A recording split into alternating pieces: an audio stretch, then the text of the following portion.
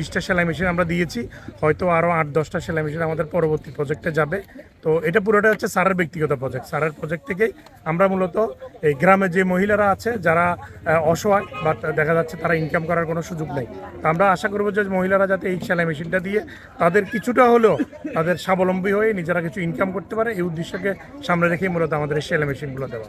জনাব খন্দকার মইনুল হাসান স্যারের পক্ষ থেকেই, ব্যক্তিগত পক্ষ থেকেই এই সেলাই মেশিন আমরা রমজানের শুরুতেই রমজান ফুড বিতরণ করেছি, প্রায় 818 প্যাকেট বিতরণ করেছি। ঘরে ঘরে কাজকর্ম করবো, মন লাগে ভালোবাসবো, নিজের যত্ন করে রাখবো, যত্ন করবো।